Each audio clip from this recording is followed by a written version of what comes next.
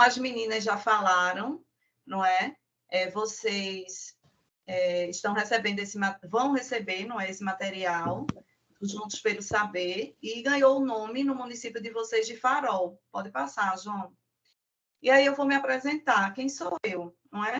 Para a gente iniciar essa conversa. Eu sou Janaína, não é? Janaína Rocha. Eu sou filha, depois eu fui professora, depois eu fui esposa, mãe, e aí eu fui pedagoga. Depois que eu já fui tudo isso, eu fui pedagoga, eu fiz especialização em supervisão escolar. Atualmente eu trabalho na Secretaria da Educação do Estado de Pernambuco, na superintendência, né, na gerência da educação infantil e anos iniciais, e eu sou professora dos anos iniciais da Prefeitura de Camaragibe. Então, basicamente, eu tenho toda a minha formação realmente na área de pedagogia. Pode seguir, João. E a gente traz para vocês coisas pontuais que a gente acredita que vai favorecer a aprendizagem desse estudante. Então, o que é esse programa? O que é que ele vem falar para vocês? É uma nova forma de ensinar e aprender habilidades e experiências com novos ambientes. Quando a gente diz novos ambientes, é usando também a tecnologia e um material estruturado. Não é uma fórmula, não é, digamos assim, mágica. Pode seguir, João. Não é uma fórmula mágica, mas é direcionado para que vocês façam o trabalho com as crianças de 5º ano. Eu estou aqui hoje, não é? Uma amiga me chamou para participar dessa formação, porque eu digo a todo mundo, e eu não nego, eu tenho paixão pelo 5º ano, ainda tenho paixão também pelo 4º, não é? Mas o 5º ano é uma paixão assim muito antiga, porque eu acho que é um ano muito significativo, sabe? Que a criança está passando daquela fase mais do infantil para uma fase mais esperta e com o pé nos anos finais que ele tanto almeja. Então, é assim, é um ano que ele está passando por muitas mudanças, por muitos desafios, e eles nos desafiam a fazer com que ele aprenda até o que ele não quer, não é? E qual é o objetivo de hoje? Conhecer esse material, não é? Basicamente, a nossa formação vai ser essa, vai ser conhecer esse material para quando ele chegar na mão de vocês, vocês saberem do que se trata, discutir a importância desse resultado, porque a gente não faz uma avaliação por fazer, não é? E sugerir o que vocês podem fazer com o material que está lá, ampliando a partir desse material, certo? Pode seguir, João. Aí eu trouxe uma acolhida para vocês. É uma fábula, não sei se vocês conhecem, é a fábula da ratoeira, não é? Uma fábula de Esopo. Como a gente vai falar um pouquinho dessas avaliações, na minha cabeça esse texto ele casa perfeitamente bem. Eu espero que vocês também acham que sim. João, aí eu vou lendo, na medida que eu for lendo, você já pode ir passando cada slide rapidinho, tá? Porque ele está um trecho em cada slide. A ratoeira. Um rato, olhando pelo buraco na parede, vê o fazendeiro e sua esposa abrindo um pacote. Pensou logo no tipo de comida que poderia ver ali. Ao descobrir que era uma ratoeira, ficou aterrorizado. Correu ao pátio da fazenda, advertindo a todos. Há uma ratoeira na casa. Uma ratoeira. Desculpe-me, senhor rato. Eu entendo que isso seja um grande problema para o senhor, mas não me prejudique em nada. Não me incomoda. Desculpe-me, senhor rato, mas não há nada que eu possa fazer a não ser rezar. Fique tranquilo, que o senhor será lembrado nas minhas preces. O que, senhor rato? Uma ratoeira? Por um acaso estou em perigo? Acho que não.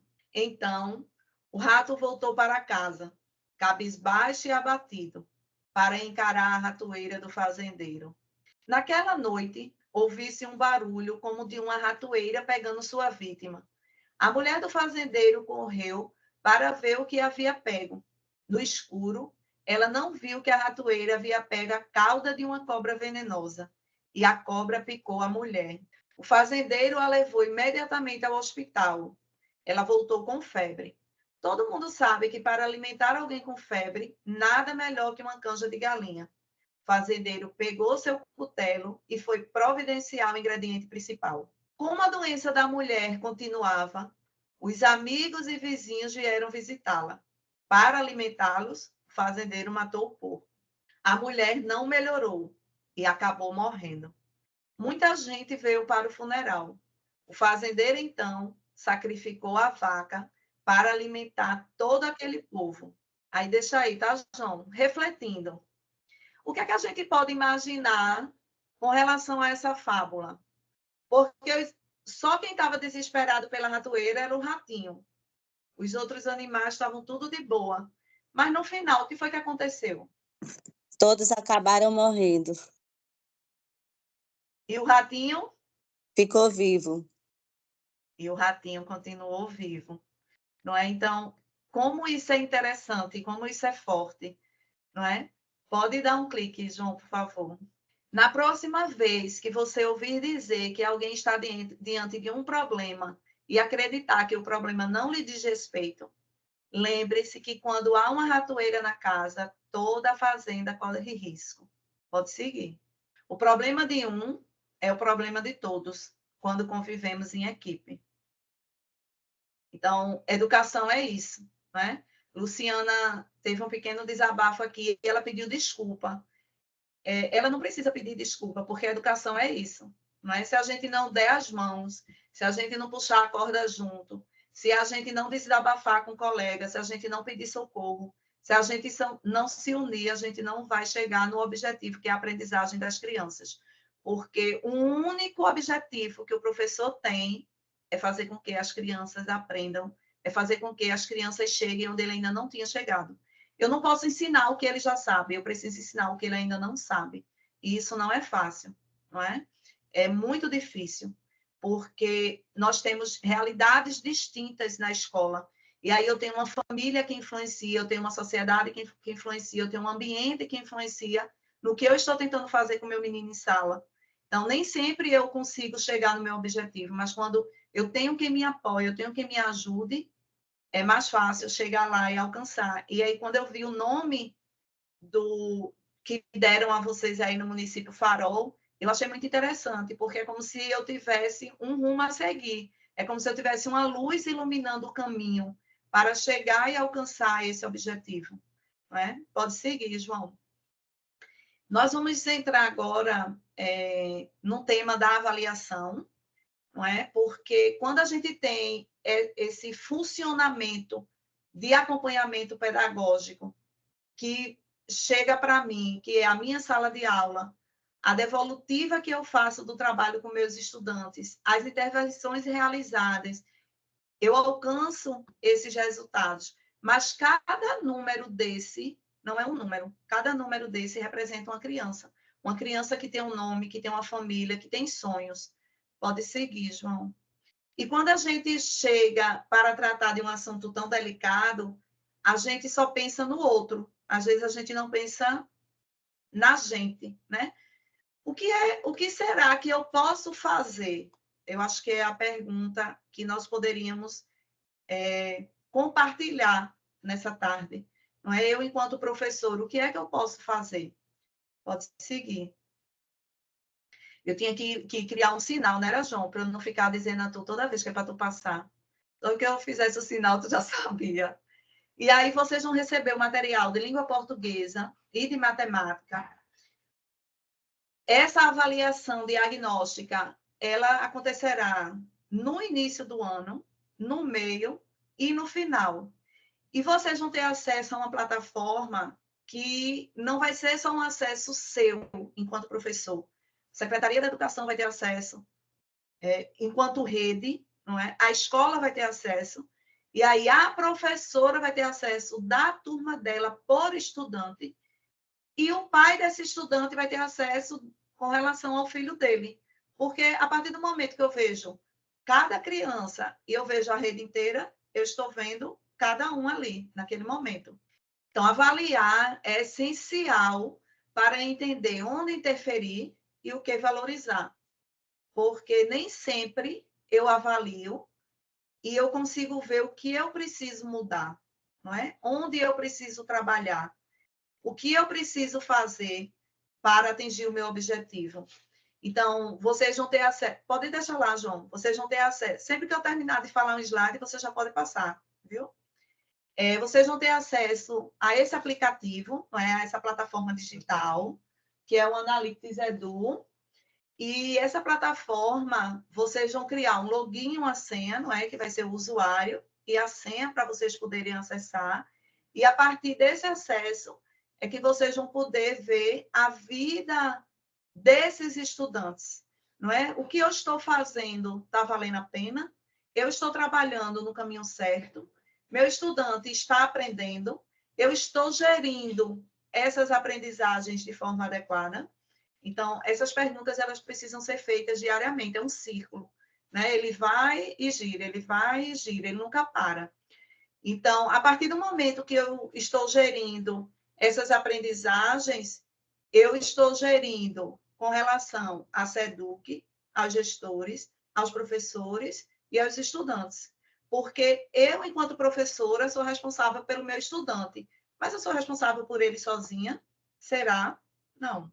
Eu tenho coordenadores pedagógicos, eu tenho supervisores pedagógicos, eu tenho gestor escolar, equipe municipal de educação. Então, sem falar da família, não é? Claro que é importantíssimo. Então, tudo isso vai fazer muita diferença na sua sala. Lógico que vocês não vão se apropriar de tudo isso hoje, não é? Comigo, nem amanhã, quando esse material chegar na escola, que eu estou dizendo amanhã, mas eu não sei o dia que vai chegar. Mas quando vocês se apropriarem, eu tenho certeza que vocês vão, como é que eu posso dizer? Vocês vão conseguir alcançar o objetivo de vocês de forma mais simples.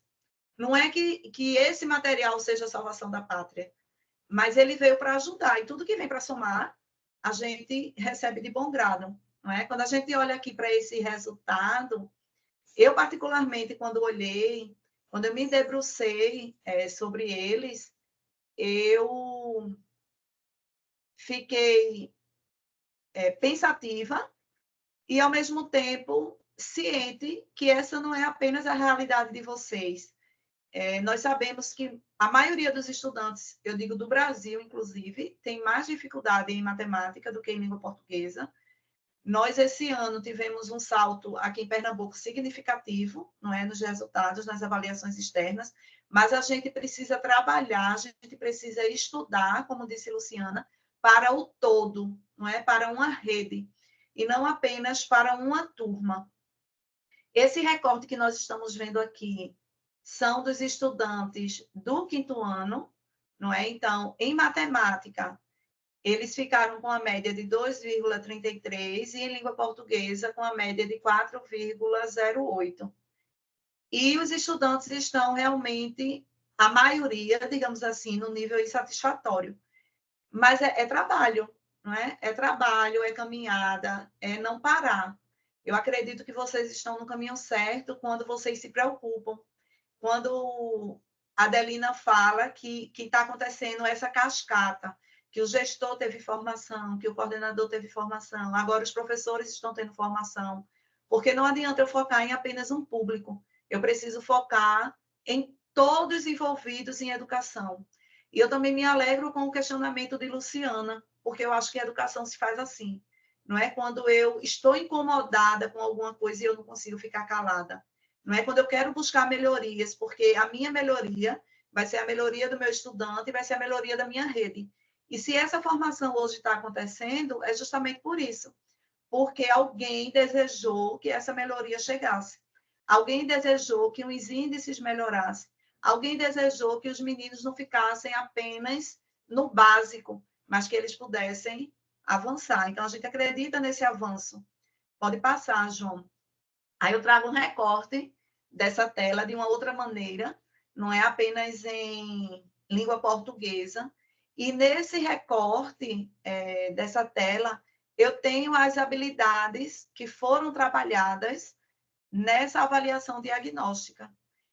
E o percentual de acerto que cada estudante teve nessa avaliação diagnóstica.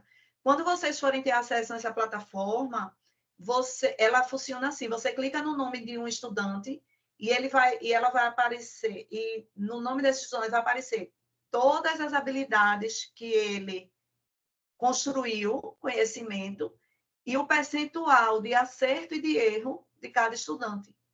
Então, é muito interessante, porque a partir desse resultado, que vem exatamente escalonado como está aqui, vocês vão poder planejar, né? Planejar não é fácil. Luciana acabou de dizer que tem dois turnos na rede, então, eu acredito que todo professor, a maioria, nem todos, mas a maioria deles tem 2 turnos, então, para planejar não é fácil, mas quando eu tenho um material estruturado, feito esse que vocês vão receber, quando eu tenho uma plataforma como essa, que vocês vão poder acessar e ver onde eu preciso trabalhar, me ajuda muito. Eu acredito que é o pontapé inicial para dias melhores. E talvez até a rede não tenha adotado esse material para a rede inteira, por questões talvez financeiras, ou por ser um projeto piloto, não é? Por estar iniciando agora. Também tem, talvez, outros motivos. Aí eu trago uma pergunta. Afinal, para que avaliamos e o que fazer com os resultados da avaliação? Um dos motivos que nós avaliamos, não é? Thelma traz aqui de modo muito simples e perfeito, né, a fala dela. Nós avaliamos em diferentes momentos e com diferentes finalidades. A gente avalia a casa da gente, se está limpa, se está suja, se a comida ficou boa, se não ficou. E como a gente não vai avaliar um trabalho que a gente está fazendo com a criança todos os dias, não é? E aí ela diz que a gente avalia para identificar os conhecimentos que eles ainda não alcançaram, não é? Quais as dificuldades que eles têm nesse conhecimento. E aí a gente vai avaliar a partir dessa avaliação para poder depois fazer a retomada dessa avaliação e aí sim ver se tudo que a gente fez valeu a pena. Se tudo que a gente fez depois da diagnose, dessa avaliação que a gente fez da diagnose, da aplicabilidade daquela avaliação com atividades e com planejamento direcionado, não surtiu efeito, então preciso modificar a minha prática pedagógica. E aí eu não estou dizendo que você precisa ser outra professora, mas talvez as atividades que a gente está levando não sejam de acordo com o nível. Talvez as atividades que a gente está levando não sejam desafiadoras, ou está sendo desafiadora demais e os meninos não estão conseguindo fazer. Então, a gente precisa analisar cada detalhe desse para saber onde chegar. E aí, eu sou suspeita para falar, eu estava em sala de aula até o mês passado. Na verdade, eu estou cedida do município para o estado já há 8 anos. Mas aí a governadora mandou todo mundo voltar das suas cedências para o seu município, e aí eu voltei, estava em sala de aula há pouco tempo, eu voltei à minha cedência agora, dia 1º de maio, e eu estava exatamente numa turma dessa, altamente desafiadora. Pode passar, João. Mas que, ao mesmo tempo que eles me desafiavam, eles me incentivavam. Ele diz exatamente que nota, que a avaliação é diferente de nota, não é? Porque eu não avalio simplesmente para dar uma nota. Eu não avalio simplesmente para classificar. Eu avalio para fazer uma análise dessa avaliação e para garantir a aprendizagem desses meninos. E meus meninos, não é, faziam exatamente isso. Eles me desafiavam, porque eles eram, assim, muito espertos. Pode passar, João. E muito pequenos ainda, eles na faixa etária perfeita da idade, e eles queriam sempre mais, né? A gente, às vezes, chega na escola cansada, às vezes com algum problema, e eles querendo mais, né? A gente está no ritmo e eles estão em outro. Então, a gente precisa tentar, pelo menos, chegar junto. E a gente consegue chegar junto, pelo menos em parte, desses meninos, quando a gente coleta esses dados, mas a gente coleta para a investigação. E aí a gente pega quais são essas habilidades que eu preciso investigar. E aí, dentro dessas habilidades, eu vou ver qual o conteúdo que eu vou trabalhar, que linguagem eu preciso utilizar. E aí, sim, dentro dessa linguagem, dentro desses conteúdos, dentro desse processo de aprendizagem, né, dizendo assim, aí eu tenho as avaliações internas e eu tenho as avaliações externas. Elas são distintas? Muito. Na maioria das vezes, elas não têm nada a ver uma com a outra. Mas a gente precisa trabalhar de acordo que contemple o conhecimento, a aprendizagem. Porque mesmo que a linguagem seja diferente, mesmo que o modelo seja diferente, se meu menino compreender o que eu estou trabalhando, pode vir a avaliação que for, pode vir o que for, ele vai dar conta, porque ele compreendeu o que eu estou falando. E aí, como é que eu utilizo esses instrumentos? Eu utilizo esses instrumentos para determinar quais são as habilidades e quais são as competências que eles estão precisando. Eu não preciso só fazer perguntas e não respondê-las. Eu preciso fazer com que eles me compreendam, não é? Eles cheguem onde eu desejo. E o professor precisa estar muito ciente de onde ele quer que esses estudantes cheguem. Até aqui, tudo bem? Alguma pergunta? Nada? Então, tá tudo certo? Então, vamos lá. E que processos são esses? A gente traz aqui 2 processos que, na verdade, eles se tornam um só, né? Eles são indissociáveis. Por quê? Porque a partir do momento que eu constato o que meu menino não conseguiu fazer, eu preciso saber o que fazer para que na próxima avaliação ele se dê bem. Eu não preciso avaliar só para saber. Eu acredito que todo professor, Luciana chamou a atenção em um ponto muito importante com relação a estratégias, principalmente estratégias tecnológicas, materiais dirigidos. E aí ela disse que Natal está atrasado nesse sentido, não é? Mas eu acredito que todo professor tem aquele caderno ou aquela anotação que diz exatamente o nível que o menino está, o que ele já sabe, o que ele não sabe, independente da tecnologia ou independente de instrumento. Mas eu costumo dizer que eu não preciso só saber onde ele está, eu preciso saber onde ele está para eu ter um posicionamento. Porque o ato de avaliação, ele só é completo, ele só fecha o círculo quando eu intervenho naquela aprendizagem, quando eu tomo essa decisão do procedimento pedagógico que eu preciso tomar com aquele menino. Então, Lucchesi traz esses 2 pontos como sendo um só. Eu estou avaliando, mas eu estou tomando decisão para a aprendizagem. Nós estamos fechando essa parte da avaliação e ainda com a frase de Lucchesi, que eu vou ler na íntegra, porque é uma frase assim que ela chama a atenção da gente enquanto professor. E ela diz assim: a avaliação não se encerra com a qualificação do estado em que está o educando ou os educandos. Ela obriga a decisão que não é neutra. A avaliação só se completa com a possibilidade de indicar caminhos mais adequados e mais satisfatórios para uma ação que está em curso. O ato de avaliar implica a busca do melhor e mais satisfatório estado daquilo que está sendo avaliado. Então, a avaliação, ela nada mais é do que ação, do que atividade, do que planejamento, do que o meu trabalho enquanto professor.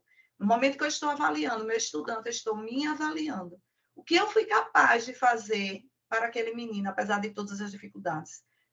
O que eu fui capaz de fazer com aquele menino, apesar dele não ter ajuda em casa, apesar da escola não funcionar como deveria, mas ele estava aqui e ele saiu para aqui. Então, o que foi que eu fiz que fez com que ele chegasse nesse patamar? Não é? Isso é muito importante. Nós agora vamos entrar, de fato, na proposta pedagógica, não é, do material que vocês vão receber na escola, e ele vem direcionado para 5 aspectos que a gente destaca como muito importante, não é? O primeiro é a avaliação, que é aquela avaliação diagnóstica e formativa. O segundo são os recursos de apoio didático que vocês irão receber, não é? E aí esse material de apoio didático, ele vem de forma impressa nos cadernos e de forma digital com a plataforma. As formações que vocês estão aqui no primeiro ciclo, são 4 ciclos, porque vocês vão receber 4 cadernos, a gente vai ver. Então, nós estamos no primeiro ciclo de formação, não é? E ficam faltando mais 3. O próximo aspecto muito importante que a gente chama atenção é a tecnologia, não é? Na plataforma, que vocês vão ter acesso também, não apenas de resultado, mas de planejamento que vocês podem ter. E, por fim, o quinto aspecto é o acompanhamento, não é? E esse acompanhamento, ele vem muito forte na plataforma, porque eu vou poder acompanhar a evolução dos meus estudantes. Aí nós temos os recursos, não é, de apoio didático. Nos cadernos que vocês vão receber, tem 4 crianças, que na verdade são 4 personagens, que vão dialogar o tempo todo com os estudantes, não é? Nessa coleção, que é Mariana, Letícia, Pedro e Cauê. Eles fazem parte dessa coleção e a estratégia utilizada para que eles fizessem parte dessa coleção é como se fosse assim, uma criança conversando com outra criança. É como se eles estivessem dando o comando para os estudantes, e não vocês, professores. É como se vocês estivessem apenas mediando o que essas crianças vão dialogar com os estudantes de vocês. Aí a gente tem esses cadernos, não é? Os estudantes, eles recebem 4 cadernos de língua portuguesa e 4 cadernos de matemática, porque em cada caderno vem gêneros específicos e atividades específicas por ano, e é um material assim muito bom. Pode passar, João.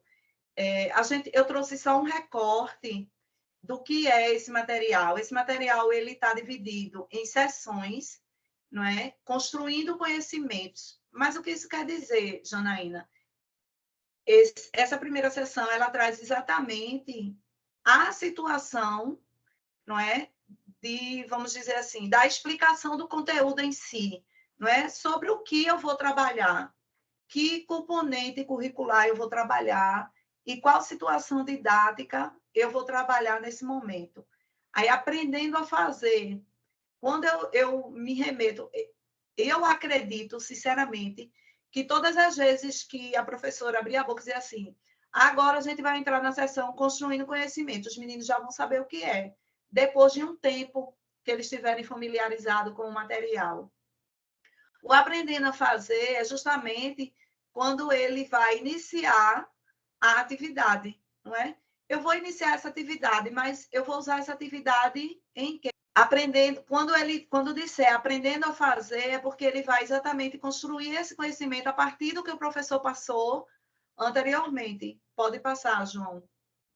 Aí tem mais 2 sessões, que é o testando saberes, que aí são as atividades em si, e, por fim, o vencendo desafios, que é quando o caderno traz algo mais elaborado, não é? A manipulação mesmo do conteúdo, dos conhecimentos em si, acerca do material que o professor trabalhou com o estudante, certo? Assim como os estudantes vão receber o material, os professores também vão, não é?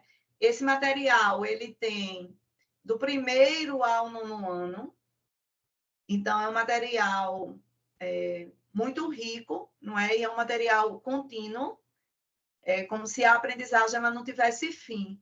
Ela começa e ela termina no 9º ano, sempre desafiando o estudante para aquela aprendizagem. Pronto, aí o que é que ele traz para o professor? Ele traz para o professor toda a orientação didática. A página do livro, que a maioria dos livros didáticos hoje já vem assim, não é? A página do livro do estudante vem no livro do professor com a resposta, vem as orientações didáticas, e nesse material também vem o descritor, que está sendo trabalhado, e a habilidade, de acordo com a BNCC, que está sendo trabalhado de acordo com aquele conteúdo, de acordo com essa aprendizagem, de acordo com aquela atividade que está sendo trabalhada naquele momento. Então, ele não vem apenas com a orientação do professor do como fazer ou o que dizer, que a maioria dos livros didáticos trazem. Ele vem também qual descritor eu estou trabalhando, porque cada descritor está casado com uma habilidade. Então, ele vem me dizendo exatamente qual descritor eu estou trabalhando de qual habilidade. Outra coisa que vem muito interessante nesse material, que eu acho assim, eu diria que é um dos pontos mais ricos que ele traz, que é a orientação didática explicativa, porque ele divide, na verdade, em 3 orientações. Não é? É a orientação didática explicativa, que é o que o professor precisa dizer ao estudante, como dizer e por que dizer. Não é? Porque, às vezes, a gente quer que os meninos aprendam o que não faz sentido para ele. Então, não é interessante. E aí o material vem dizendo por que eu preciso dizer aquilo ao menino, por que ele precisa aprender aquilo. Que diferença essa atividade ou esse conteúdo vai fazer no ano seguinte, não é? Ou que falta fez ele não ter trabalhado esse conteúdo determinado no ano anterior. Então, isso é muito interessante, porque eu desafio essa criança a se desafiar, não é? Porque às vezes ele diz assim, eu não sei, tia, porque ele já escutou em casa de alguém que ele não sabe, que ele não vai conseguir, que aquilo é muito difícil. Enquanto a gente tem mães e amigos e vizinhos que incentivam alguns, infelizmente nós temos também quem não incentiva.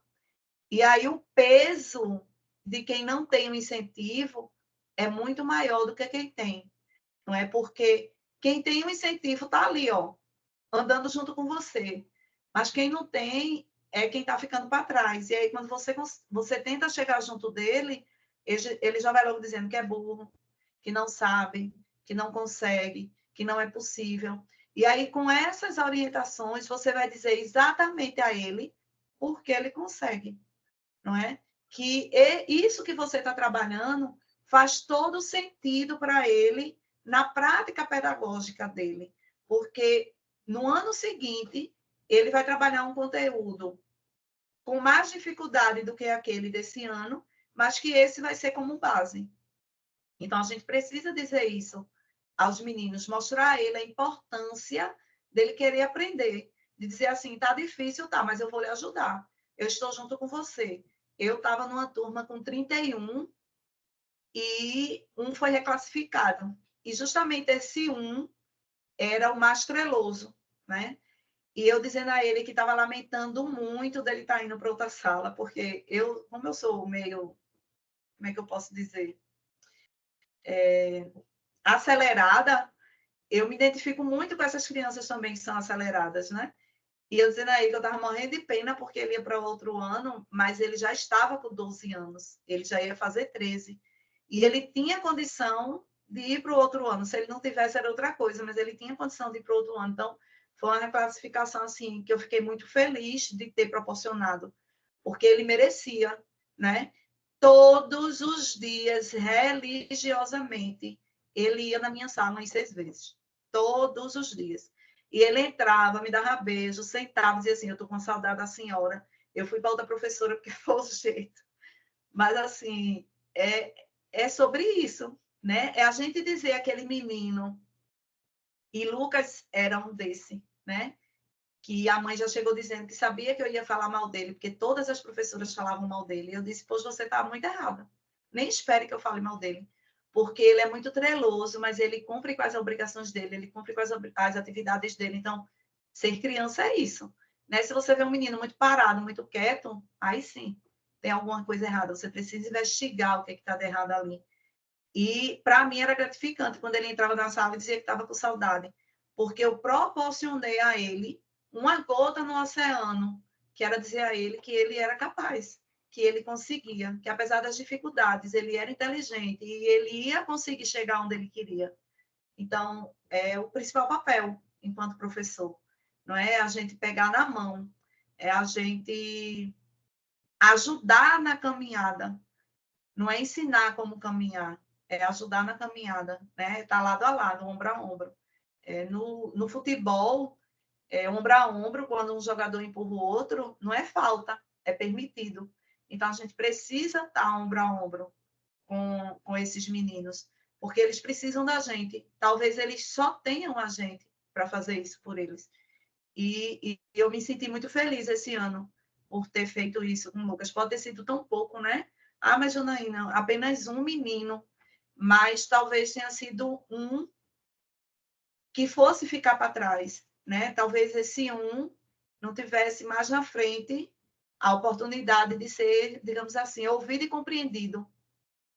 E quando ele soube que eu ia sair da escola, ele se abraçou comigo, né, no último dia e chorou e disse assim: quem devia sair era a minha professora, não era a senhora, não.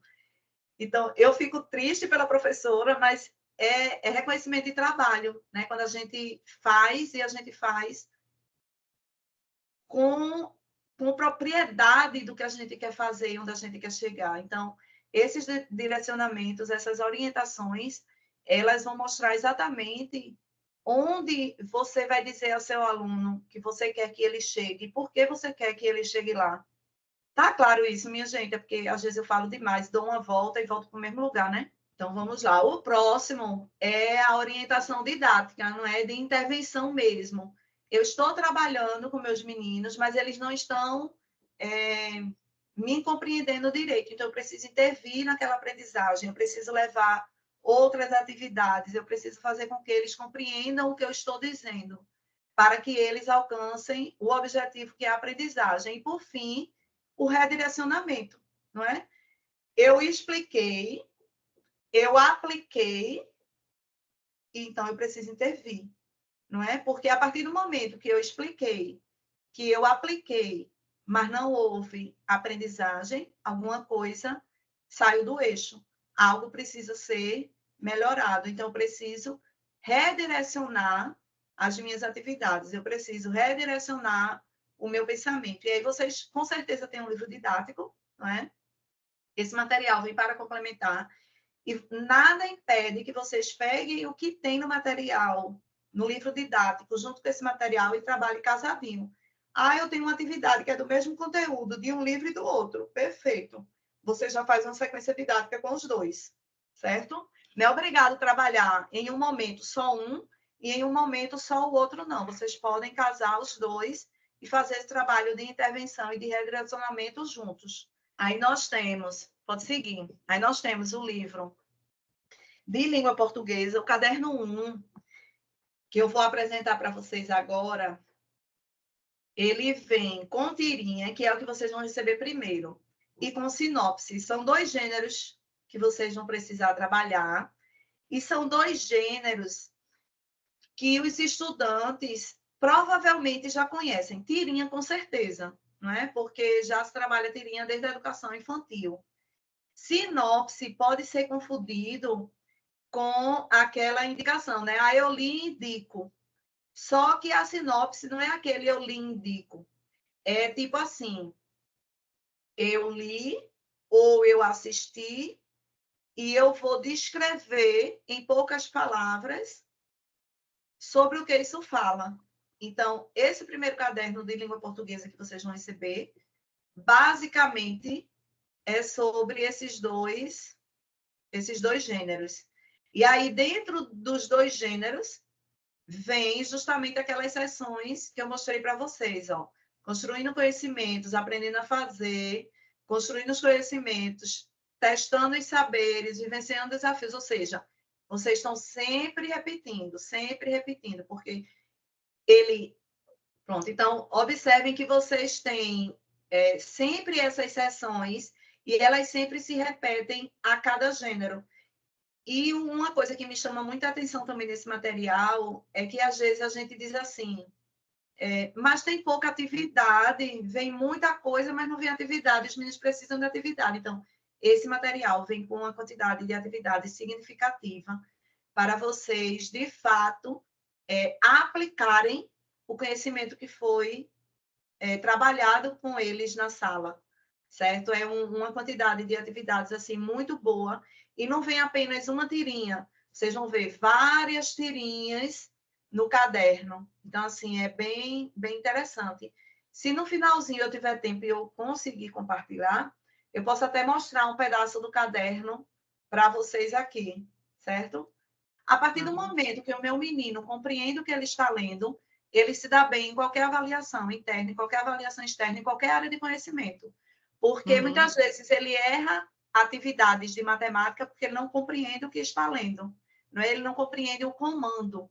Então, esse material é rico também nesse sentido, porque ele traz os gêneros, todos eles são baseados nos gêneros, cada um vem com os seus gêneros definidos, os gêneros não se repetem, e no final ele traz a produção. E aí, na sua turma, como você já falou, que tem muitos meninos com dificuldade, você pode investir na produção coletiva.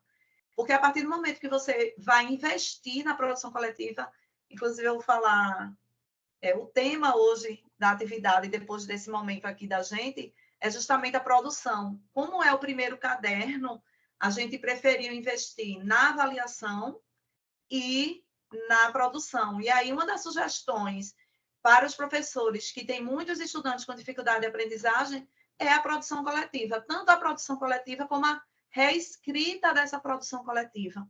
Porque a partir do momento que esse menino está me vendo produzir, ele vai se sentir instigado também a querer produzir, mesmo que neste momento ele não esteja hábil para isso. Mesmo que nesse momento ele tenha dificuldade de escrita. Minha turma de quarto ano, que eu estava agora, estavam todos alfabetizados. Mas se você me perguntar assim, Janaína, todos produziam? Só 6. Porque investiu-se muito na alfabetização e esqueceu da produção. E o menino não aprende a escrever sozinho. Ele precisa da ajuda. E a primeira ajuda é a produção coletiva. Porque a partir da produção coletiva, que dá muito trabalho e faz muito barulho, mas é muito eficaz. Mas é boa. Né? O menino aprende. Muito bom. Olha, não tem um professor que faça produção coletiva e se arrependa, porque ele fez resultado. E não pode existir silêncio numa produção coletiva. Senão não vai sair nada. É a hora de todos falarem. Pronto. É desse jeito. Então, podem me seguir, ou vocês querem que eu dê uma paradinha aqui nesse material, 2 minutos, e tente mostrar o livro a vocês. Enquanto eu vou falando, você vai passando, quando chegar na página 30, tu dá uma paradinha. Ele traz toda uma orientação, ele fala sobre a coleção, ele fala sobre as crianças, ele fala da orientação do trabalho, o trabalho pedagógico, o estudo do professor, as sessões que o caderno está dividido. Então, da primeira página até a página 29, são só orientações didáticas pedagógicas, inclusive, matriz de referência com os descritores, a importância do trabalho em conjunto com a BNCC, com as habilidades que estão lá, a importância de cada seção do caderno, por que o caderno está dividido assim. Então, ele fala todas essas orientações didáticas, que muitos professores não vão ler, eu tenho certeza, mas muitos também vão ler, eu também tenho certeza. E mesmo que vocês não consigam ler tudo, vocês podem ler por partes. Como, Janaína? Eu vou trabalhar tal coisa, mas eu estou precisando daquela orientação que tem lá. Aí você volta lá, e busca aquela orientação. Você não precisa ler tudo de uma vez. O importante é que você leia no momento que você precise, porque aí você não vai ficar sobrecarregado, certo? Pronto. Então, aí começa o caderno do estudante, digamos assim, porque esse é do professor, né? Mas o caderno do estudante, ele começa assim, com a primeira estação, e vai ser a tirinha, pode ir subindo, né? Subindo. Aí ele vai apresentar um quadro com algumas tirinhas.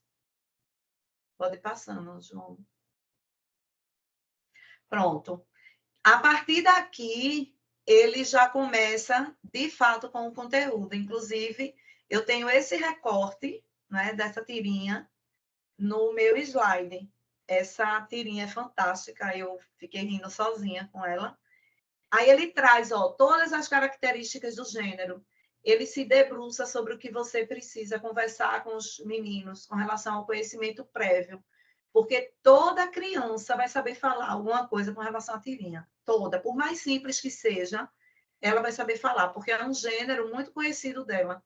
Então, ele faz esse resgate do conhecimento prévio. Pode subir, João.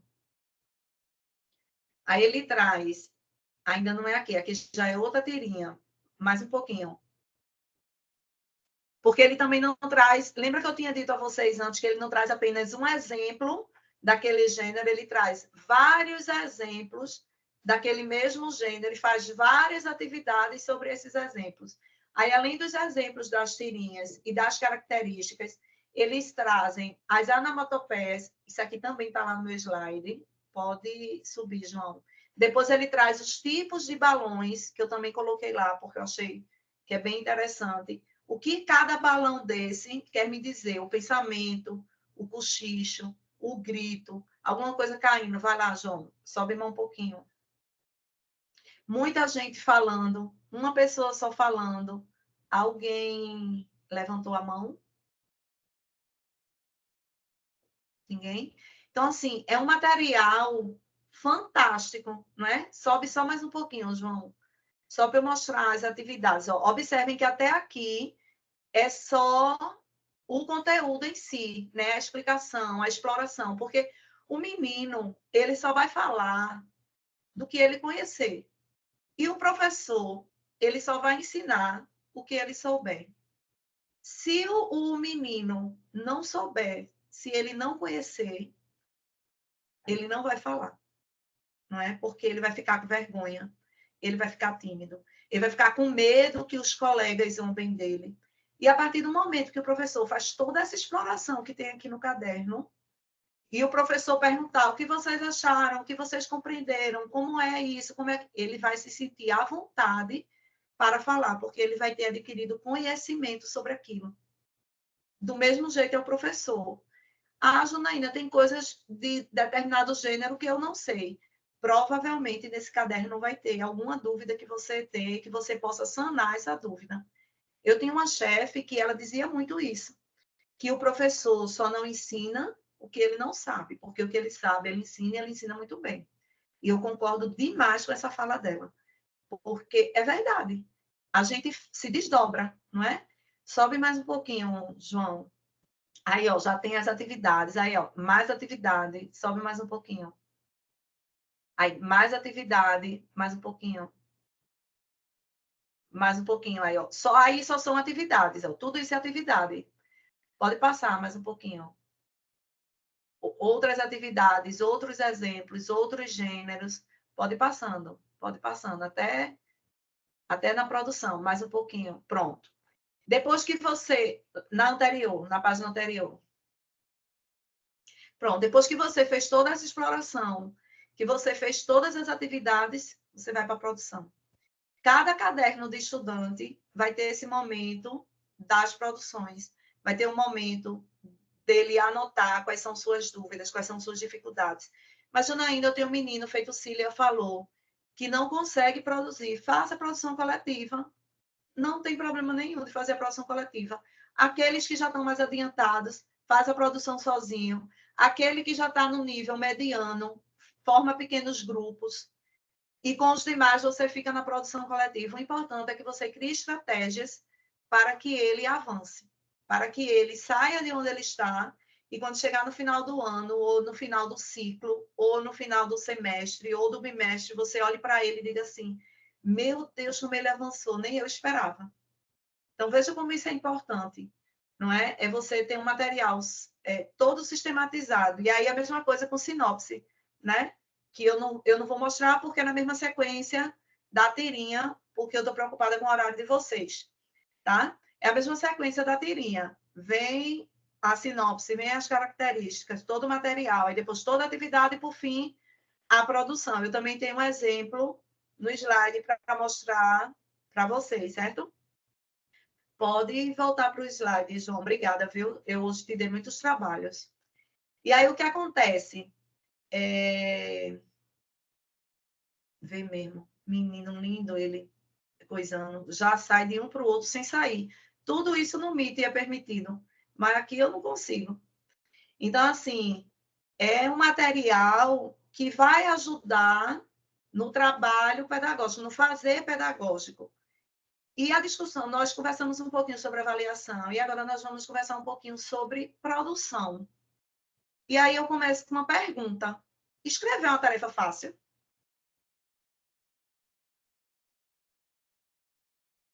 Não, claro que não. Não é fácil para ninguém. Para os Não é. nossos alunos não é diferente, né? Mas aí eu tenho mais algumas perguntas. Dá mais um clique, João. Você tem facilidade em produzir textos? Mais ou menos. Tem que pensar muito, né? Se tem dificuldade ou facilidade, a que você atribui isso? Aos meus alunos, eu fico sempre nessa questão da produção textual, né? Principalmente aqueles que estão com muita dificuldade, eu fico dizendo para eles, né, que não existe uma mágica, né, que a escrita só vai ter um caminho para a gente aprender a escrever, tem que escrever, que eles não tenham medo de errar, né, que é errando que a gente vai aprender. Tudo que ele for capaz de escrever, eu vou acolher. E aos poucos eu vou intervindo, né, quando precisar, e eles vão evoluindo. Que se não escrever de nenhum jeito, eu não vou poder ajudar, e provavelmente eles não avançarão, né? Essa é a fala de sempre, né? Perfeito, Cília. É perfeito. E é exatamente isso.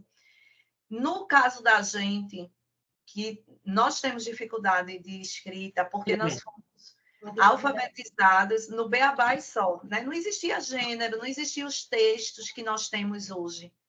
Não é? A gente não tinha acesso a tanta informação como os meninos têm hoje, digamos assim. Mas hoje eles têm acesso a tudo, e mesmo assim muitos têm dificuldade. E aí vem mais uma pergunta: e na escola? Quais as dificuldades apresentadas pelos estudantes, né? Por esses alunos? E aí Cília já disse, não é, que a questão começa logo na apropriação. Se você tem um estudante que tem dificuldade ou tinha dificuldade na apropriação, provavelmente ele vai ter muita dificuldade na produção, mesmo que ele já esteja alfabetizado, porque é uma cadeia, né? O cérebro ele trabalha assim, meio lento, não é? Se eu estou com dificuldade para compreender o sistema notacional, mais na frente eu vou ter dificuldade de fazer referência a esse sistema notacional. Quando eu me apropriar das duas coisas, eu deixo de ter essa dificuldade. Isso é. Parece fácil. Não é. Mas é difícil. É sofrido, né? Aprender muito. a escrever é sofrido, não é fácil, né? Imagina Eu digo para eles, é uma coisa que nos inquieta, né? Que dá angústia, mas só tem um caminho, escrever, né? Não dá para fazer de outra forma. Muito, muito. E eu digo, eu vou além. Tem menino que tem certeza que não vai aprender, porque já colocaram isso na cabeça dele. Aí esse se torna ainda mais difícil, né? E, por fim, os professores também têm dificuldades. Temos muitas, né? Eu digo para eles, olhem, não pensem que eu sei de tudo, né? Porque eles acham que o professor sabe de tudo, eles querem perguntar tudo a gente, né? É verdade. E não é assim que a banda toca, né? Eu digo a eles, olha, eu também tenho dificuldade, não sei de muita coisa, né? Eu sei das coisas que eu estudei, mas mesmo assim algumas até perdi. Mas é assim, e a gente tem que estar sempre tentando buscar outras coisas, aprender mais, né? Dificuldade sempre vai existir, né? É sobre isso, não é? A gente nem sabe tudo e nem quer saber, porque se a gente souber tudo, a gente vai ser arrebatada, né? A gente não tem mais nada para fazer na Terra. O senhor pode levar. Luciana quer falar? Isso, Janaína. Eu até que tenho uma certa facilidade de produção, mas, assim, você até questionou o que a gente atribui isso. Acho que é repertório, né? Também, quando a gente lê, quando a gente, né, abre o nosso horizonte, a gente acaba tendo mais facilidade. Mas reconheço também que tem muitos colegas que têm dificuldade quando a gente vai elaborar uma sequência didática, por exemplo, não é isso? Um projeto, a escrita de um projeto. Então, os próprios planejamentos, a gente percebe que tem colegas que têm muito mais facilidade de descrever e outros têm menos. Isso eu nem estou falando de gêneros literários, estou falando de instrucionais do dia a dia. E sobre a questão da produção dos alunos, voltando a uma questão que você já colocou, a reescrita, ela faz muita diferença mesmo. Do jeito que nós fizemos com a prova de leitura, nós fizemos a reescrita também lá na nossa escola, com a prova da criança, né, alfabetizada. E foi interessante quando eles pegaram os próprios textos, nós puderam reler e perceber o que faltava, porque eu disse para eles alguns elementos que eles deixaram de colocar, por que eles tinham atingido determinado nível, né, de desempenho e não outro. E eles relendo, eles disseram, professor, é isso mesmo, olha só, eu esqueci isso, o outro disse, eu repetiria mais essa ideia. Então, quando eles tiveram essa oportunidade, os textos melhoraram muito, né? Essa questão dele reler o que fez, reescrever, discutir, e às vezes, na correria do dia a dia da escola, a gente mal consegue fazer uma produção, não é? Imagine estar reescrevendo. E sobre os livros didáticos, a gente trabalha muito com gênero lá onde nós trabalhamos, na nossa escola, inclusive o gênero humorístico foi o que realmente pegou nossos alunos na prova, a gente percebeu que eles tiveram muita dificuldade em compreender as ironias, né, das tirinhas, e vendo agora o material, assim, a gente relembrou disso. Acredito que Joana também esteja lembrando de como eles tiveram dificuldade em perceber a ironia dentro do gênero tirinha. E aí, o didático, que se adota de uma forma geral, ele traz, né, o gênero mais superficial, ele traz o gênero bem rapidamente, uma ou duas atividades e já acabou. E às vezes já quer que o aluno produza. E eu percebi agora no material que vamos utilizar, acredito, que esse leque vai ser ampliado, né? A gente vai ter possibilidade de diversas atividades em torno de um mesmo gênero, e isso vai, com certeza, consolidar.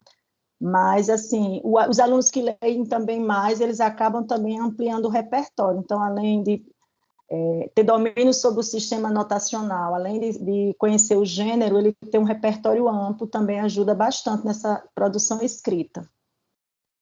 É verdade, Luciana. Eu sou suspeita para falar, porque eu amo ler.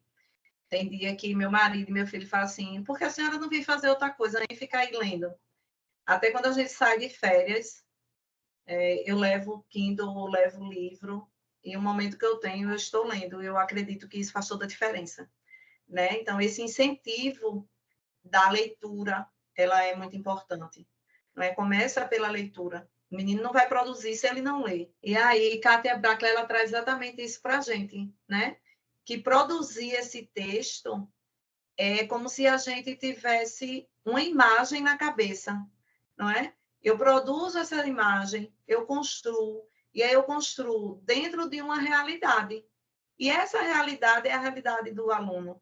E essa realidade precisa influenciar, interferir e determinar o resultado de produção. Se eu estou produzindo, mas eu estou produzindo a famosa redação, ela não vai me dizer por quê, para quê, nem para quem. Eu vou ficar no vazio, não é? Eu não vou ter uma produção real. Por isso a importância dos gêneros, porque os gêneros eles me dão uma produção real, eles me dão o que eu preciso fazer realmente dentro daquela realidade que eu estou inserida e por que eu preciso fazer aquilo dentro daquela realidade que eu estou inserida. Então, por que eu preciso trabalhar com gênero textual? A BNCC, ela me diz, né, que dentro dessa perspectiva, não é, dos gêneros textuais, eu vou saber exatamente responder as perguntas que eu acabei de dizer para vocês. Por quê? Para quê? Onde? Quando? Ele me dá a perspectiva da realidade. Então, ele diz assim, que eu vou estar dentro da perspectiva discursiva dessa abordagem, relacionada esse texto com o contexto. Então, se esse meu gênero ele não é real, se ele não está facilitando a minha vida para a compreensão, ele vai me fazer falta. E aí a gente abre rede social, abre jornal, abre tudo no mundo. O que a gente vê são as mídias e os textos semióticos. E às vezes os meninos não compreendem porque eles não sabem fazer a leitura das entrelinhas. Não é? Eles não conseguem fazer o que não, eles não conseguem ver o que não está explícito.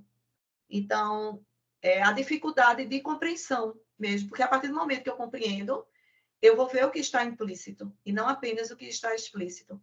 Então, ele me diz, não é, ainda na BNCC, que a partir do momento que eu trabalho nessa perspectiva discursiva, esses estudantes irão se apropriar dessa linguagem e desses gêneros. Então, tudo se tornará mais fácil, porque ele vai estar socializado com aquilo que ele está trabalhando.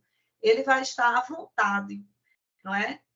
Luciana disse assim a mim, estava abusada no início, e aí no final, no meio ela disse assim, eu já estou sorrindo, porque ela se familiarizou, ela viu algo que fazia sentido para ela. Se a gente chegasse na metade e ainda tivesse sem ter sentido para ela, ela teria se sentido dessa maneira? Com certeza não. Então, com a criança é do mesmo jeito. Se ela está vendo uma atividade que para ela não é interessante, que para ela não está desafiando, que para ela não faz sentido, ela não vai se sentir incentivada a fazer. Então, ela não vai fazer com que essa familiaridade com ela, com esse texto, com esse gênero, aconteça. Aí nós vamos entrar agora na produção em si, não é? O que é imprescindível nesse trabalho, não é? Com esses gêneros e nessa produção com esses gêneros. Pode dar um clique, na medida que eu for falando, você vai abrindo os demais. Então, a orientação pode definir o desempenho. Quantas vezes o menino não conseguiu construir, não conseguiu produzir, porque o comando não foi bem feito? Porque não ficou claro o que era para ser feito. Tem gêneros que só em a gente olhar para o gênero, sem precisar ler, a gente já sabe qual é o gênero, pela estrutura dele. E alguns gêneros, os meninos, nem olhando, nem lendo, não sabem dizer quais são, porque não foi trabalhado. O comando não foi bem feito, a orientação não foi bem feita. Então, com certeza, ele vai ter dificuldade de ser bem elaborado, de conseguir chegar no objetivo que é a produção. Promover intimidade com o gênero. Tudo que vocês viram lá no caderno, que eu passei de forma rápida, não é? Vai colaborar para essa intimidade. A partir do momento que eu estou íntimo do gênero, que eu conheço, reconheço, me identifico e até gosto daquele gênero, eu vou dialogar com ele. Recentemente, nós tivemos uma formação aqui de matemática no campo da álgebra. E eu achei tão interessante, porque eu disse assim, um professor de matemática, né, eu não sou da área, e até eu disse assim a ele, seu professor, oi, eu disse, o senhor conhece aquela piada do X? Ele, não, Janaína, eu disse, teve um neto que chegou para o avô e disse assim, ô vovô, me ajuda a achar o X? Aí o avô olhou para o neto e disse assim, meu Deus, desde a minha adolescência que procurei esse feliz, ainda não acharam. Menina, ele riu tanto, ele disse, eu não conhecia.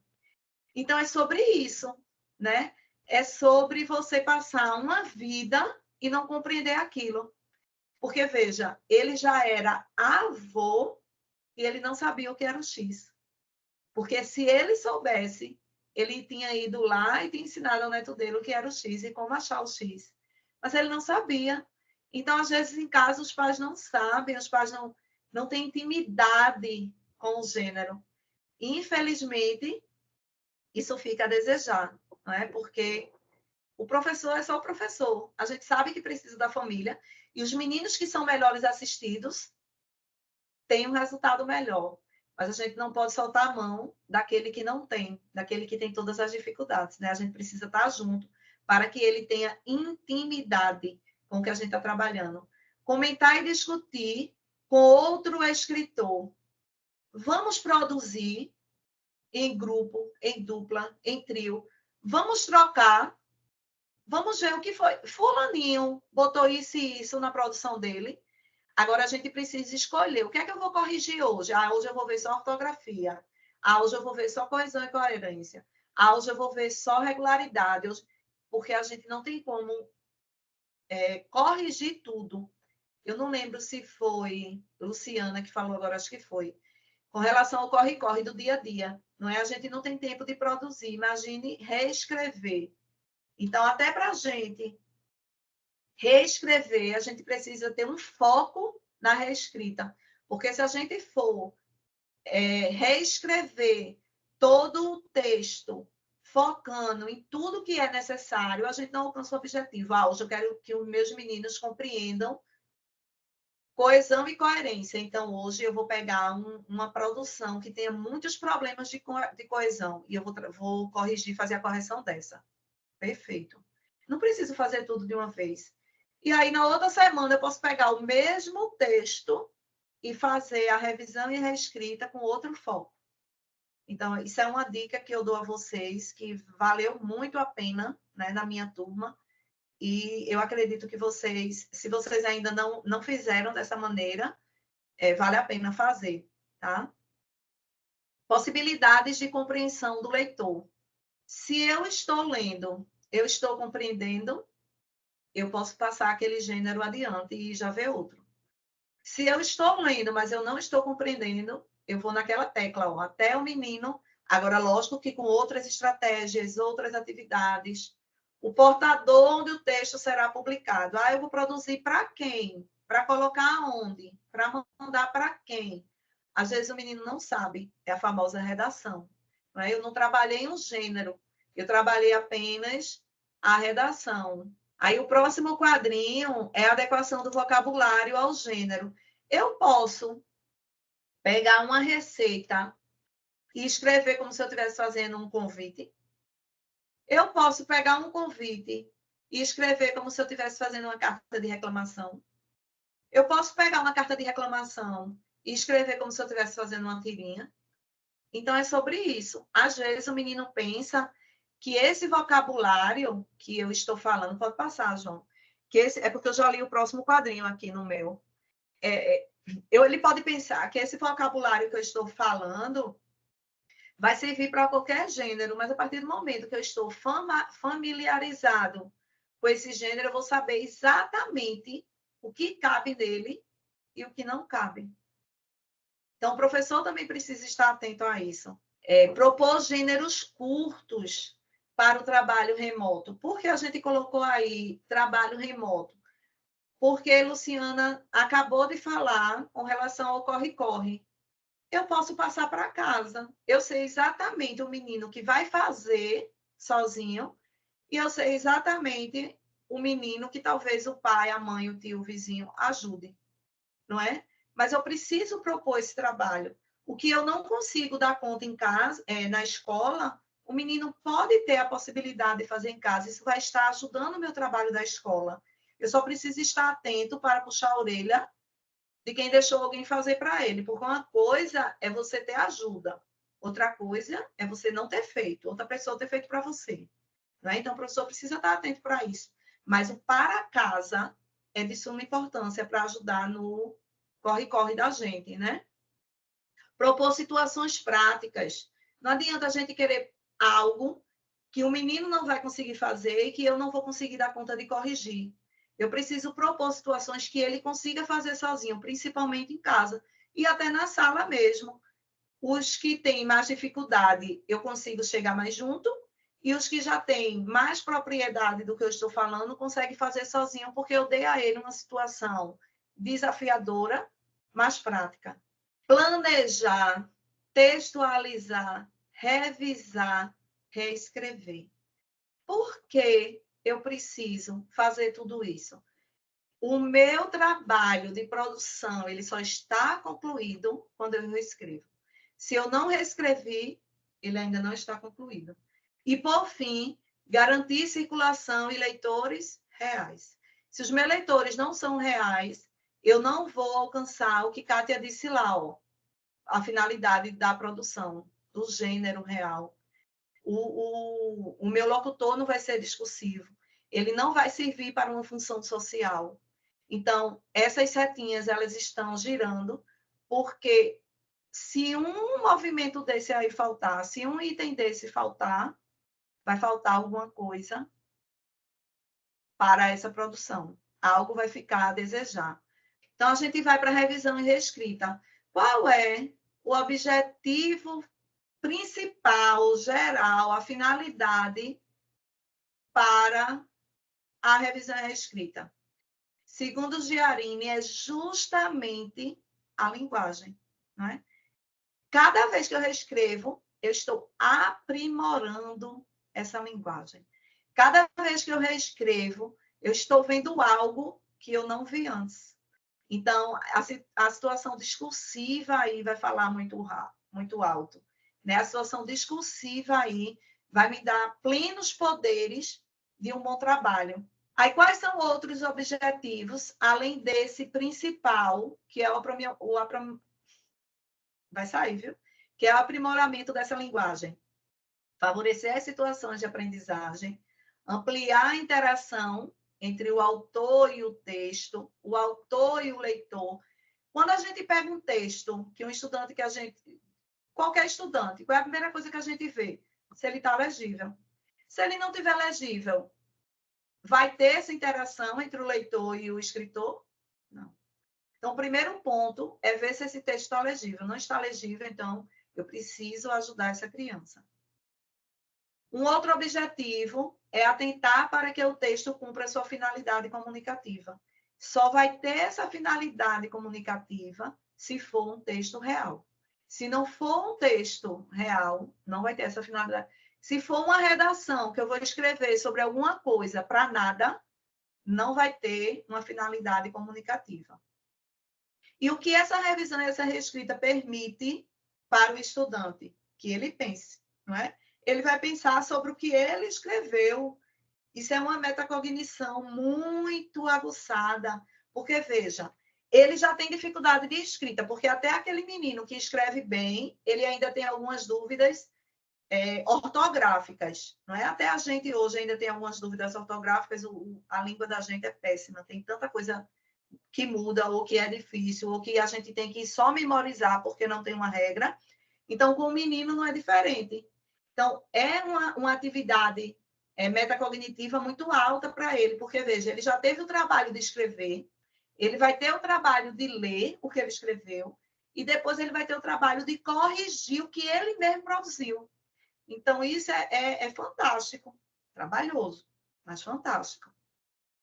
Vai permitir que ele reflita e sistematize, não é, esses conhecimentos que ele colocou lá na escrita dele, e comunique bem as ideias que ele queria passar. Eu recebi uma cartinha de um aluno, quando eu saí agora, e ele botou assim na cartinha, que eu era para ele como uma mãe. E aí ele se abraçou comigo, eu digo, meu Deus, quanta responsabilidade, não é? Eu sei igual a tua mãe. Ele, é verdade, viu, tia? Eu amo a senhora igual a minha mãe. Então, assim, é algo que eles conseguem expressar, não é? Quando eles querem. É uma escrita que eles conseguem fazer quando eles têm um objetivo. E esse menino que me deu essa cartinha, ele tem algumas dificuldades na escrita, mas ele queria se expressar e ele escreveu e eu compreendi o que ele escreveu, porque para ele fazia sentido o que ele estava escrevendo.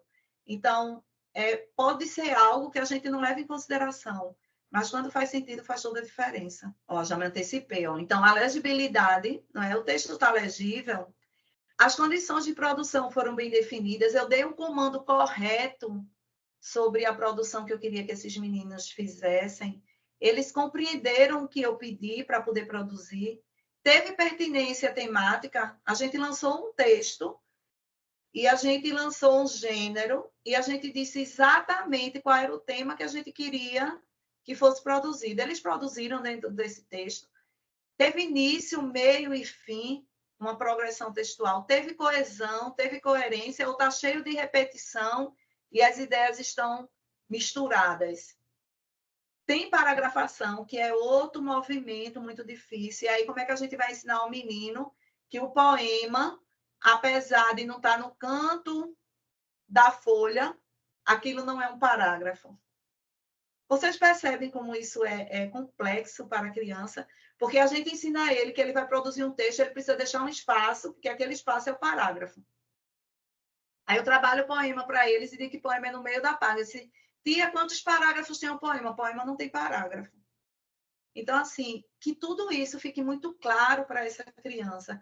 Porque se a gente não disser a eles, eles não vão ter como saber, né? A gente é quem é o mediador dessa confusão que a gente faz na cabeça dele. Então, da mesma forma que a gente faz a confusão, a gente precisa esclarecer por que a gente colocou ele para pensar.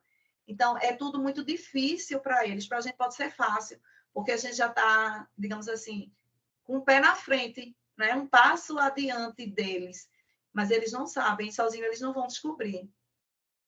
E, por fim, as pontuações, porque a pontuação faz toda a diferença na entonação, no ritmo, na compreensão. Eu não vou fazer uma pergunta da mesma maneira que eu vou fazer uma afirmação. Eu não vou me expressar com felicidade da mesma forma que eu vou me expressar com tristeza. Então, a pontuação faz exatamente essa diferença no texto que vai ser produzido. Aí a gente traz os aspectos linguísticos gramaticais, não é? Que a gente precisa verificar se tem segmentação, transcrição de fala, expressões grafadas de formas incompreensíveis, ortografia, concordância, acentuação gráfica e uso de letras maiúsculas. Lembra que eu disse a vocês que vocês não precisam corrigir tudo de uma vez quando for fazer a revisão escrita? Vê lá quantas coisas vocês podem fazer a correção, uma de cada vez. Se você for fazendo uma de cada vez, ele vai compreender muito melhor do que você fazer tudo misturado. Porque são muitos aspectos a serem vistos, né? Então, como fazer essa revisão? Como é? Janaína, tu falou um monte de coisa. Minha cabeça ficou doendo. Mas como é que eu vou fazer essa revisão? Você pode planejar. Primeiro você vai pensar, né? Você vai planejar como você vai intervir nessa reescrita. E aí você pode fazer a revisão coletiva, você pode organizar duplas e você pode trazer códigos. Eu não trouxe dessa vez, eu deveria ter colocado. Mas eu não trouxe os códigos dessa vez. Eu não sei se na próxima formação vai ser eu ou não, mas aí, se eu tiver contato com a outra pessoa, eu posso sugerir justamente trazer esse quadro com esses códigos. O que seriam esses códigos? Eu quero corrigir só pontuação. Aí eu trago uma carinha chorando, um exemplo, né? Ou uma interrogação, ou uma exclamação. Interrogação e exclamação não vai cair bem, porque já são sinais de pontuação, né? O ideal é que sejam símbolos mesmos. Vamos supor, uma carinha chorando. Cada sinal de pontuação que o menino errou, eu coloco aquela carinha chorando. Eu não vou colocar qual era o sinal que ele deveria ter colocado. Eu só vou sinalizar que aquele não está correto. E aí ele vai ter que procurar esse quadro que eu estou usando, esse símbolo que eu estou usando, uma carinha chorando, por exemplo, precisa estar na parede, indicando qual seria o sinal de pontuação que estaria ali. Ou seja, cada sinal terá o seu código. Ele não vai precisar perguntar a você o que é que está errado, porque vai estar lá na parede. Ele vai só lá procurar na parede aquele símbolo que você botou e vai ver qual era o sinal correto para colocar lá. Isso também pode ser usado para sinal de pontuação, certo? Então, é um trabalho assim também muito bom, que o menino fica com muita autonomia. Aí, além dos códigos, partir dos aspectos mais simples do texto, porque eu tenho que olhar o que eles mais erraram de simples, que não era para eles terem errado, e começar por eles. E aí, depois, eu faço a retomada daquele mesmo texto e trabalho os aspectos mais complexos. Determinar um tempo entre a produção, a revisão e a escrita, porque não vai ser infinito. Daqui a pouco ele não vai nem lembrar do texto que ele produziu. E revisar coletivamente. Não é? Essa revisão coletiva, ela é fantástica e ela surte muito efeito, principalmente para a gente que não tem tempo. Aí eu trouxe aqui os 4 momentos, né? As 4 sessões para mostrar a vocês. Pronto, ó, a tirinha que estava lá no livro que eu mostrei a vocês é exatamente essa. Quem veio primeiro? O ovo ou a galinha? O ovo, é claro. Ô, gente, por quê? Porque ele veio de carro. Minha gente, eu não sei se aí vocês têm muito o carro do ovo, mas imaginem, na época da pandemia, a gente tudo louca fazendo formação remota para os professores e o carro do ovo passava, de repente. Aí a gente desligava o áudio correndo e as professoras já estavam tudo morrendo de rir, porque não tinha como a gente voltar atrás, né? Eu não sei se aí é assim, mas aqui é uma bênção. Só é bom para comprar, mas o barulho que eles fazem é uma tristeza. E aí tem essa tirinha no caderno de vocês. Dá um clique, João, por favor. Eu não vou ler esses quadrinhos, eu vou só explanar, né? Sobre eles. E aí ele vem falando exatamente o que é uma tirinha, não é? Qual a finalidade dessa tirinha? Para que essa tirinha serve? Depois ele traz algumas dicas do que deve ter na tirinha, porque às vezes os meninos acham que vai ter uma resposta para a tirinha, mas é justamente essa falta de resposta que faz graça. Né? A gente acha graça exatamente porque não teve fim, né? Digamos assim, não teve resposta para aquilo, ficou no ar. Aí ele traz que na tirinha, assim como no conto, a gente tem um conflito, a gente tem um clímax e a gente tem um desfecho daquilo ali, dentro daquele tempo, daquele espaço e daquela sequência de fatos que colabora com os personagens. Depois ele traz, dentro, ainda no caderno de vocês, né, essa leitura do texto que vocês precisam fazer ou de forma coletiva ou individual. Então, a gente precisa ler cada quadrinho, não é, com o menino, para que ele identifique onde nós estamos lendo. Uma coisa que eu achei fantástica que tem aí no caderno que vocês vão receber, dá só o último clique, João, nesse slide, que tem a última informação, que é justamente sobre os balões, né? Que eu achei também muito interessante, porque às vezes os meninos, eles veem um balão, mas eles não sabem o significado de cada balão. Então, o primeiro é quando alguém está falando, o segundo é quando alguém está sussurrando, falando bem baixinho, o terceiro é alguém está gritando, o quarto tem algo quebrando, ou batendo, ou estapeando, o quinto, muita gente falando ao mesmo tempo, e o último, uma pessoa só falando. Então, isso faz toda a diferença. Vamos dizer que no final que vocês trabalharam tudo isso, vocês vão propor uma produção coletiva de uma tirinha, né? Que não precisa ser uma tirinha longa, pode ser uma tirinha assim, ó, com 3 quadrinhos. Esses balões vão fazer toda a diferença na produção, porque se ele colocar um balão errado, vai perder o sentido da tirinha. Aí a gente traz a sinopse. A sinopse no livro de vocês, ela vem dizendo que pode ser de um livro que não é, minha gente, que fique claro que não é uma indicação literária, tá? Dá só mais um clique, João, por favor, porque aí eu já fecho esse slide.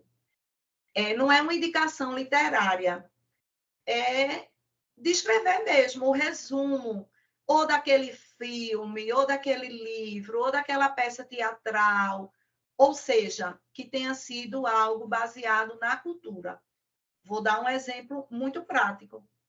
Eu tenho certeza que vocês têm na escola algum evento anual, seja simples como for. Não é algo cultural? Vocês podem fazer uma sinopse dessa atividade cultural que vocês fizeram na escola. Não precisa ser necessariamente de um filme que eles assistiram, de um livro que eles leram, de uma atividade, de um passeio que eles fizeram sem ser com a escola. Pode ser algo da escola, certo? A diferença da sinopse para a indicação literária é que eu vou assistir um filme, eu vou indicar o filme. O filme é bom por conta disso, disso, disso e disso. Ou o filme é ruim por conta disso, disso e disso. Certo? Então, algumas pessoas confundem esses significados. E no livro de vocês, que curso... Eita, escapuliu uma pergunta no chat. Aí a gente vai para a produção, não é? Tanto do gênero tirinha, como do sinopse, ó, vencendo desafios. A produção de uma tirinha, ou de uma sinopse, ou de qualquer gênero, é desafiador? Sim. Sim, sempre. Sim. Por mais simples que seja o gênero, é desafiador, não é? Pode passar, João. Estamos já terminando, viu, minha gente? E aí, importante, não é? Um alerta, na verdade, né? Chamando, assim, muita, muita, muita, muita atenção de vocês. Quantidade e qualidade não são parceiros, né? Às vezes a gente pensa que a gente vai fazer muito, vai ter qualidade. mas às vezes o pouco já é muito.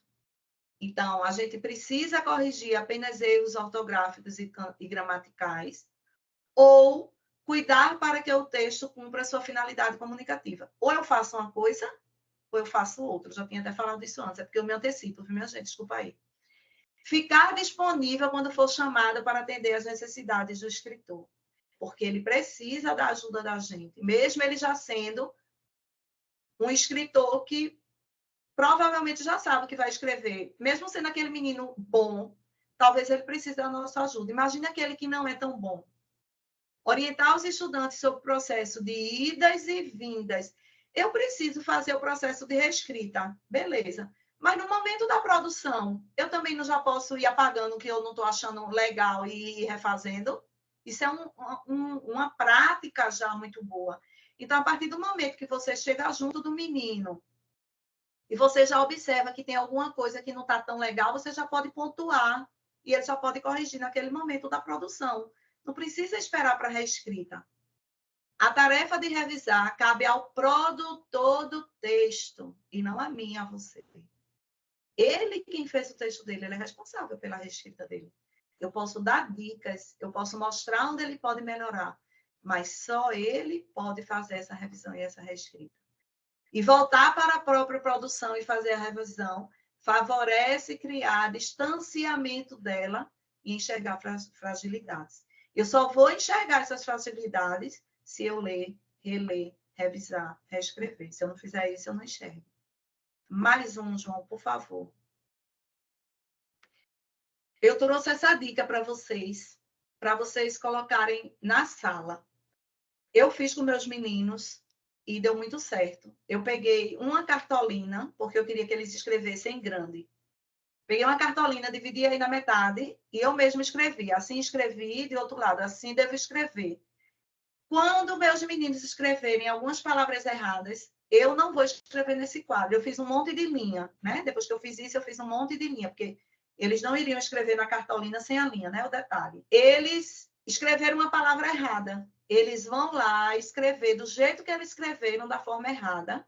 E você, ou com dicionário, ou com auxílio de um colega, você vai mostrar a ele como ele deveria ter escrito. E ele vai escrever da maneira correta.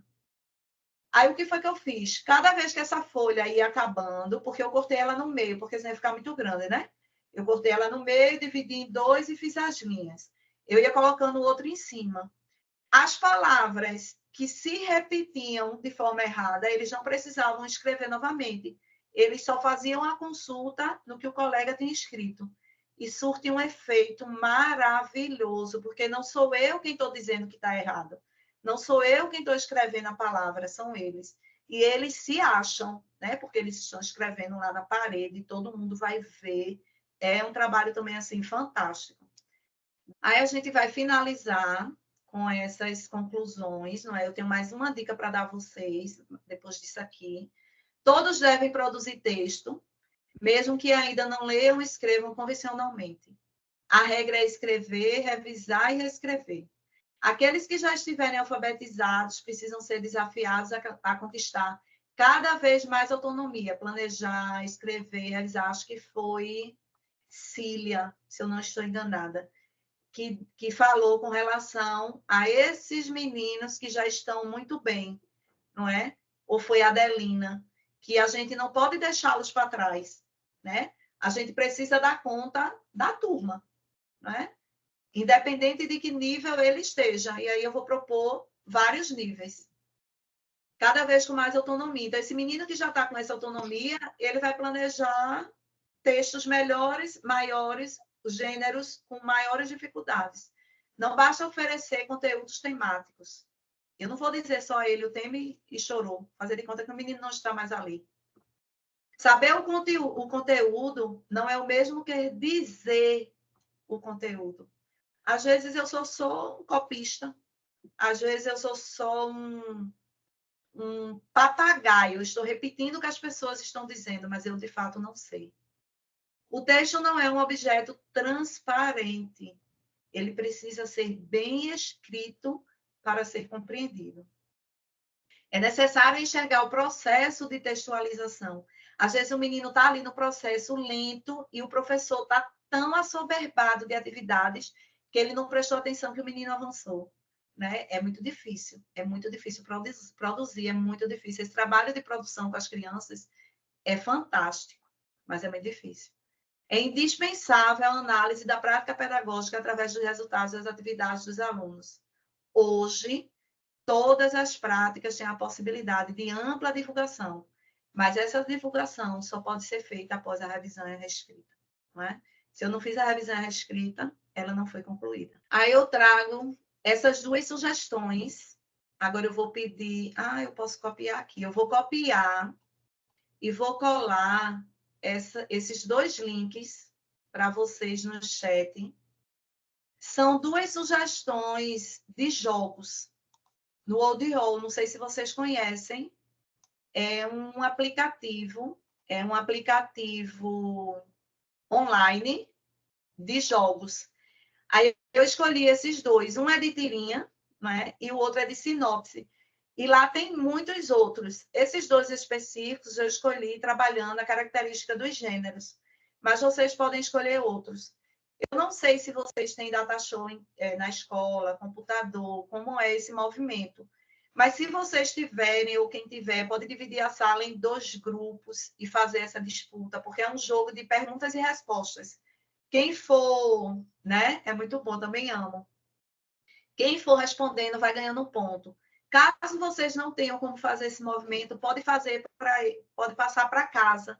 Eu coloquei apenas 2 sugestões, mas lá tem uma infinidade, não é? E é assim maravilhoso. E para a gente finalizar, ainda tem mais um slide, tá? Mas para a gente finalizar, eu trouxe essa frase que para mim é uma frase de efeito, né? Palavra não é privilégio de algumas pessoas, mas o direito de todos.